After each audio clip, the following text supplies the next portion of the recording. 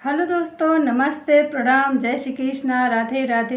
हमारे YouTube channel पे रउआ सबके स्वागत बा। रउआ सबके बीच में एगो बहुत ही प्यारा छठ गीत लेके आयल बनी। ई छठ गीत आप सब सुनी जा और कमेंट के माध्यम से हमके बताएं जा कि हमार छठ गीत आप सबके कैसन लागल। अगर हमार गीत आप सबके पसंद आवता तो ज़्यादा से ज़्यादा शेयर करी जा। छठी मैया लगावे फूलवारिया,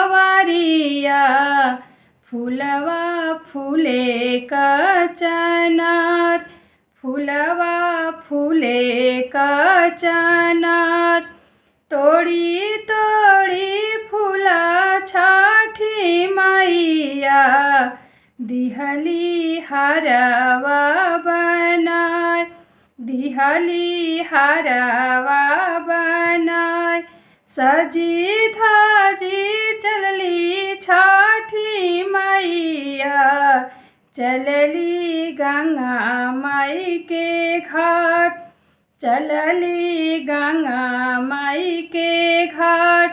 बाट जे पूछेला बटोहिया, छठी मैया कहाँवा के जाय, छठी मैया कहाँवा के जाय।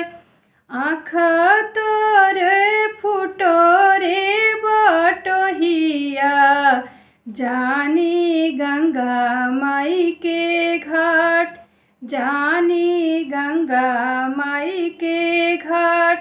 गंगा तीरे घटिया बनाई, भूखेली बरती हमार, भूखेली बरती हमार।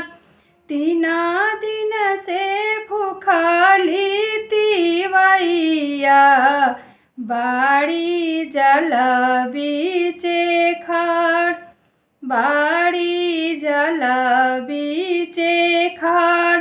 जल बीचे खड़ा होई तिवैया, करे आदित्य से गोहार, करे आदित्य से गोहार। आचार पसारी तिवई मांगे, एक धिया एक लाल, एक धिया एक लाल। छठी मैया लावे फूलवारिया, फूलवा फूले का चनार, फूलवा फूले का चनार।